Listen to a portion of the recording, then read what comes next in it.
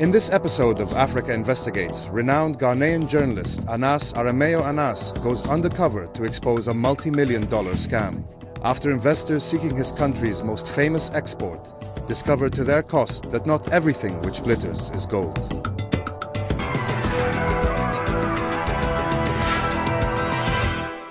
We want to bribe you a money for you to accept. For the police people, they should get them released. For any amount of money, I should talk. This is a voice from the criminal underworld of Ghana.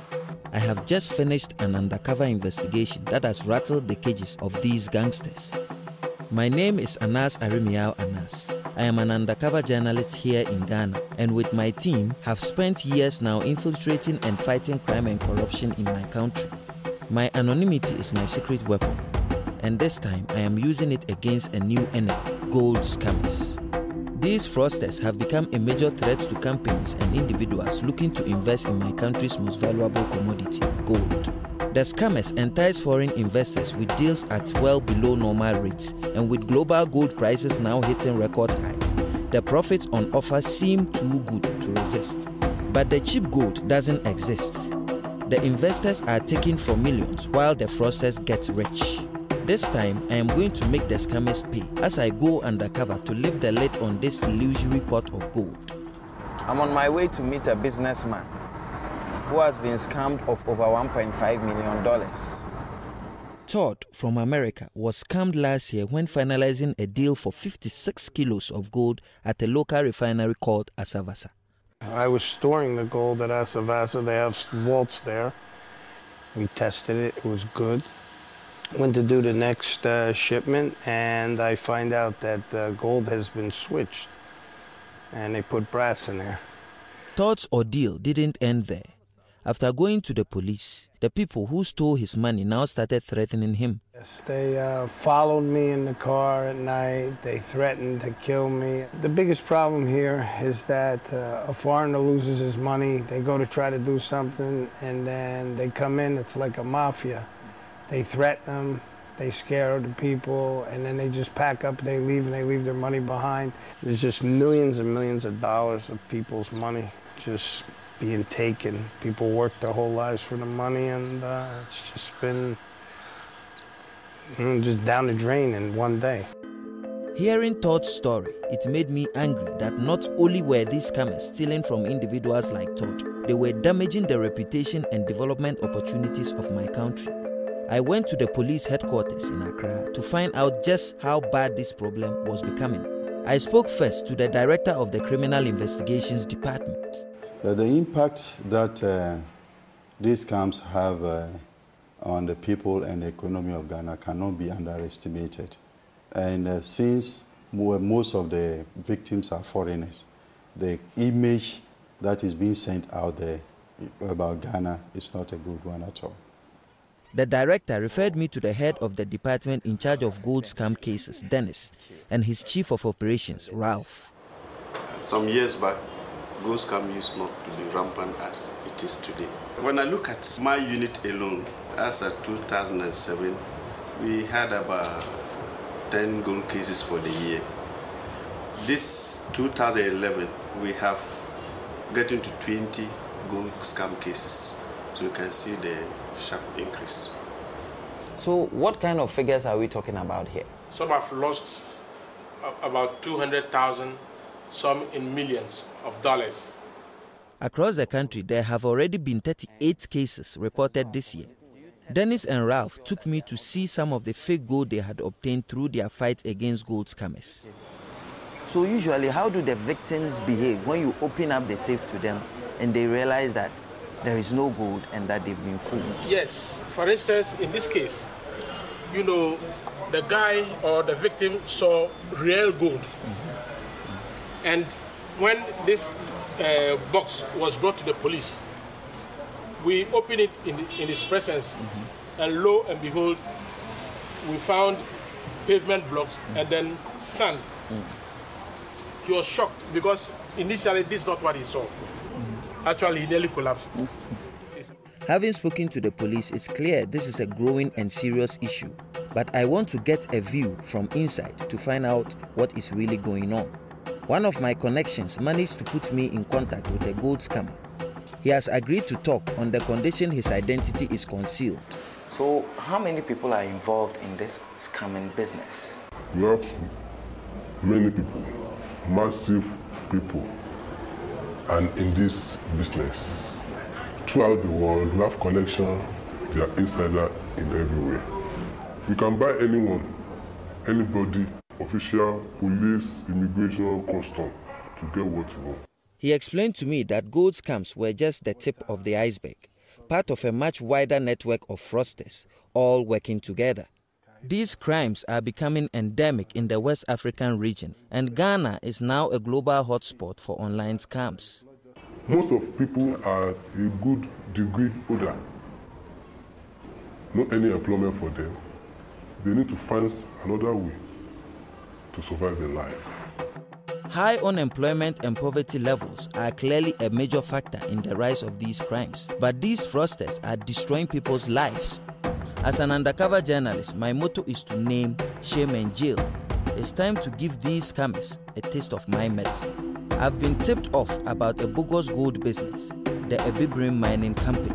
An informant has told me that it is a front for a well-established group of scammers. But to prove it, I need to get inside their operation and run a sting. So I've enlisted an associate, Bilal, to act the part of a wealthy investor. I'll be posing as his friend, a professional footballer who has played soccer abroad. I contact the mining company on Bilal's behalf. I tell them he'll be arriving from the Middle East in a few days' time and that he's keen to buy some gold. Within hours, I get an enthusiastic response from the CEO, a man called Patrick Boache. The company even offers to collect my friend from the airport and take him to his hotel. The game is on. Assalamu alaikum, Bilal. This is the plan. When you arrive, the scammers will be there to meet you. I would also be there. I'll be waiting for you in the lounge.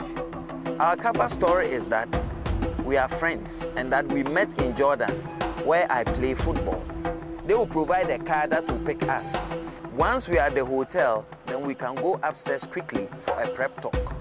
So that will be the very first phase of the investigation before we now start moving to meet them to take us to show us the gold and the other things. All right, Bilal. Salam alaikum.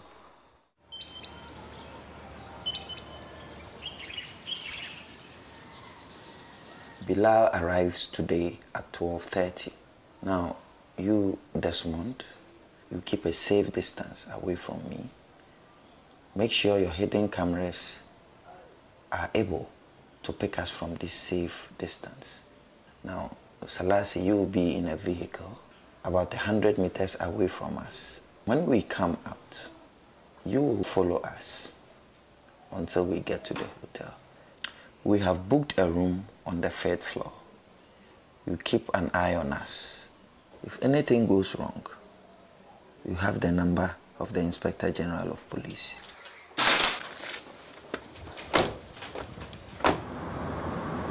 We are on our way to meet Bilal and to meet the scammers for the first time.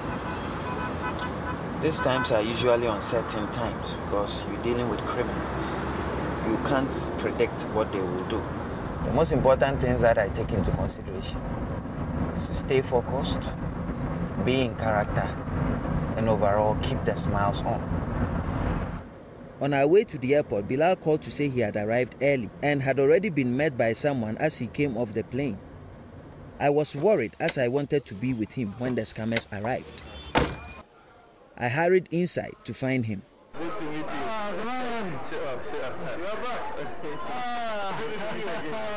The man who had met Bilal in the yellow shirt informed us that the vehicle would soon be arriving to collect us and take us to the hotel. Outside, Desmond and Salasi were keeping a lookout.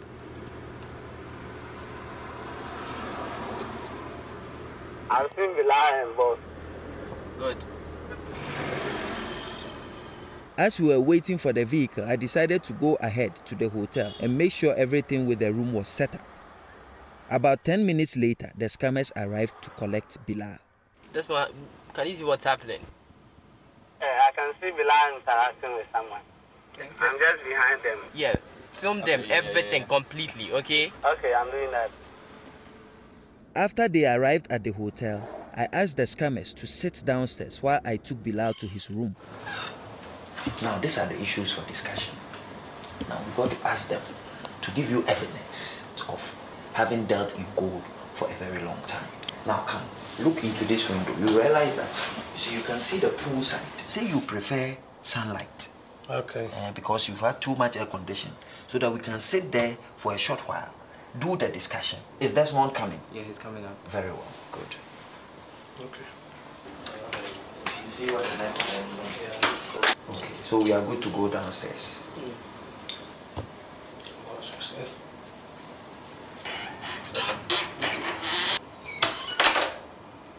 In the meeting, we realized the two men were junior representatives for the chief scammer. They had been sent to make the initial contact and to fill us out. They explained that their boss would call Bilal in the evening to arrange a meeting. All in all, I felt this was a very successful opening day for the investigation. Everything had gone to plan.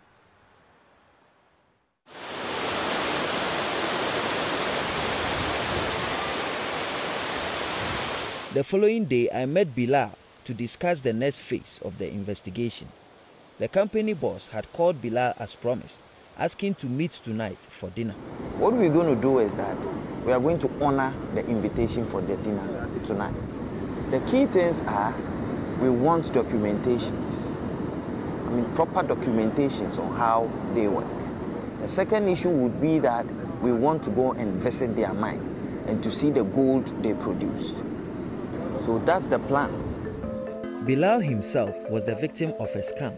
When I met him last year, he was stranded here after losing everything to a bogus property development deal. His company had been bankrupted, his savings taken. Having him here now, it really makes me think of the human cost of these scams, and it makes me more determined to catch them this time. But right now, we had a meeting to get ready for. Like Bilal, I wear a kafir, an Arab scarf, to reinforce our story about my days in the Middle East.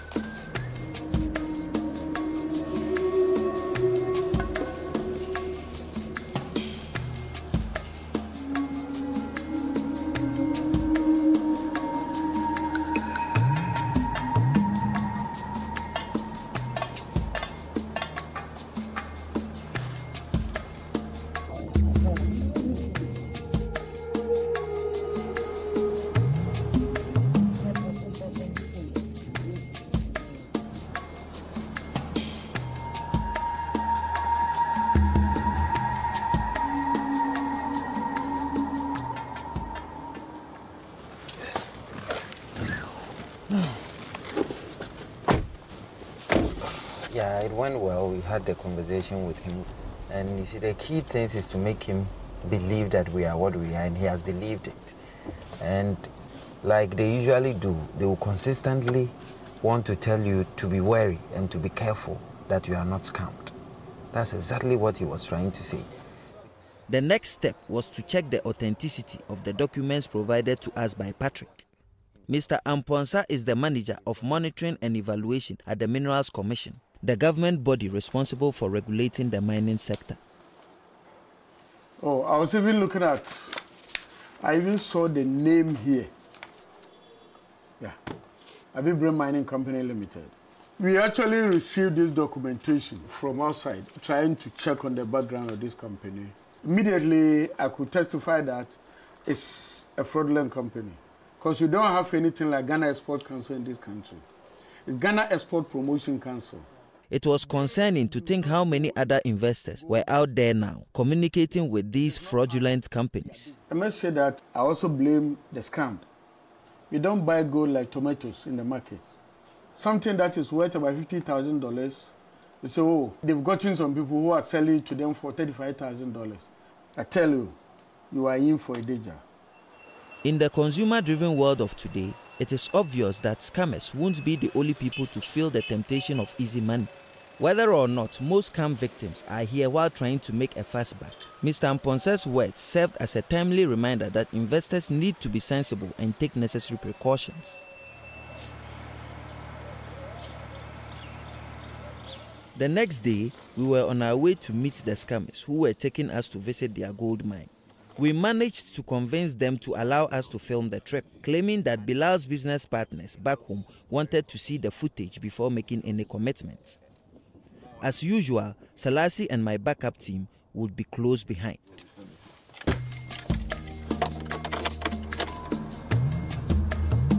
Inside the vehicle, I had my camera rolling.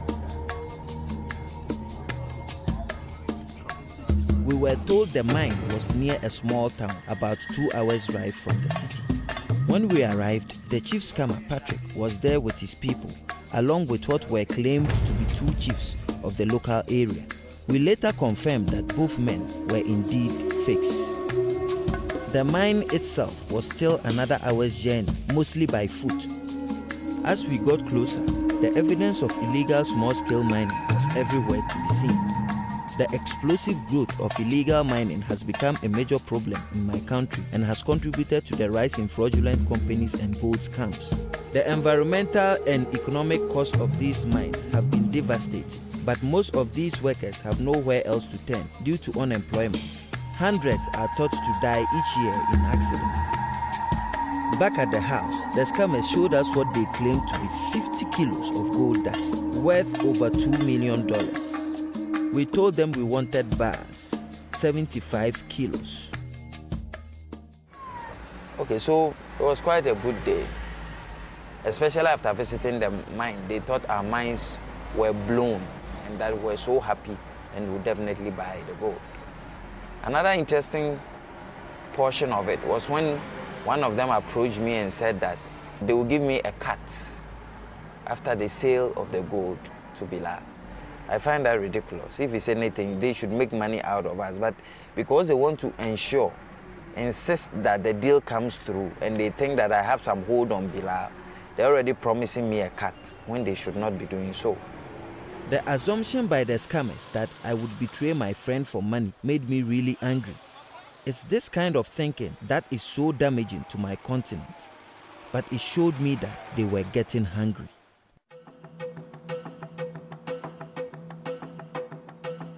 We were fast approaching the business end of our investigation.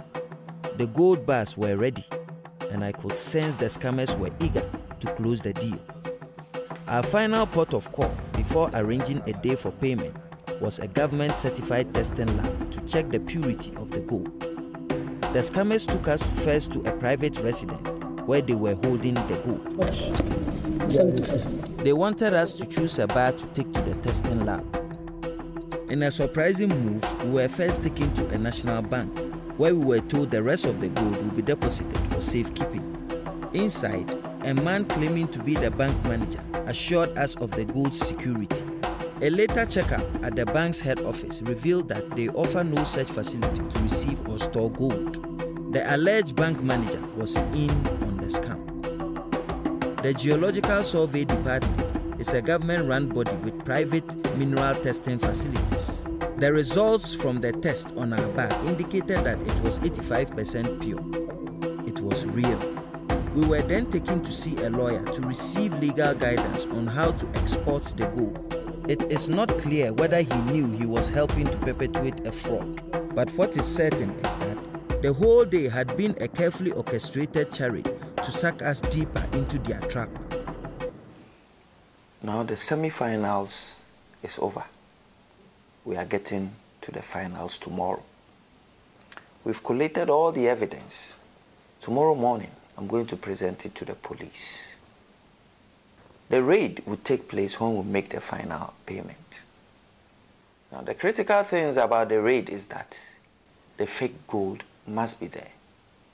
We must be able to get evidence of intent to sell, because the whole point is to get them behind bars. It was time to pay another visit to the police. Some journalists may question my tendency to cross over into collaboration with the authorities. But for me, in this country, it's about seeing things through and getting the job done. Yeah, so over the weeks, The investigation has gone on very well. And so today, the payment is going to be made. We chose a location in East Legon. We are taking 2 rooms. One room which will be for you, and another room which will be for Bilal and myself, staying in where they are supposed to make the payment. We'll take this opportunity to go and have a look at the location, and then we'll strategize. We'll do a briefing at 2 p.m. with my men. Then we'll move to location 2:30, take positions, and then we'll wait for them.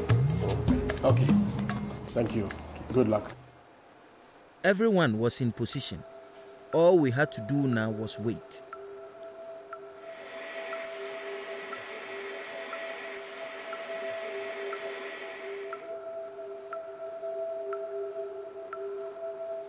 Then they arrived.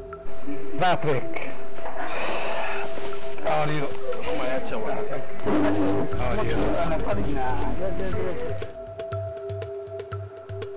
But there was a problem. They hadn't brought the gold. Citing security concerns, they told us to move to a different hotel nearby, where they said the gold was waiting. Don't let the men move. Are the men here? They shouldn't move, because they are playing very smart with us that they kept the gold somewhere else. We are going to argue that no, unless they bring the gold here. So you say no, you get angry. No, you won't allow. The people, they want to cheat you. You understand? That's the key. Let's go.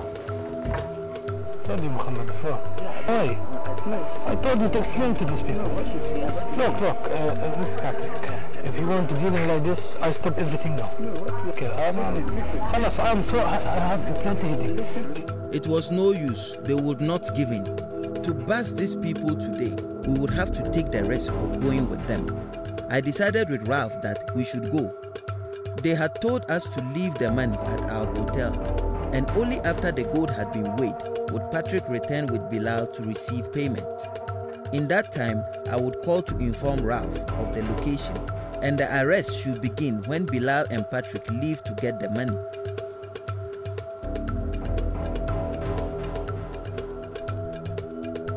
At their hotel, the gold was waiting. I left the room to inform Ralph of our location so he could prepare to send in his team.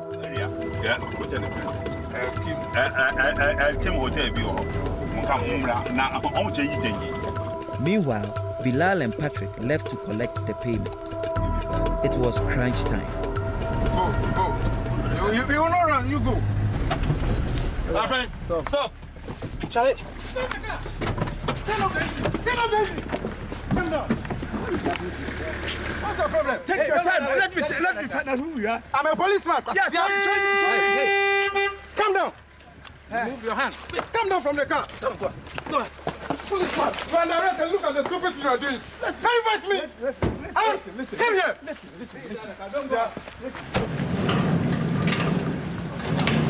Back at Patrick's hotel, the rest of the scammers were still in the room. Wait there. Everybody go back. Go back. No, I'm not with them. Enter into the room. Look at him. Master, go back. Merci.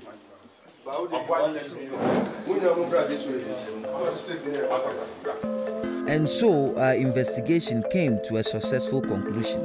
Police tests on the 75 kilos of gold confirmed that it was indeed fake. Only one bar, which must have been used for the gold purity test at the geological survey, was real. All those arrested will be appearing in court over the next month to stand trial for their actions. Today, these fraudsters have been beaten at their own game, but on most other days, companies and individuals are being scammed up and down the country, destroying lives and damaging the image and investment prospects of Ghana. The result of this one investigation may not change anything, but this was a small victory in what is likely to be a long and difficult fight.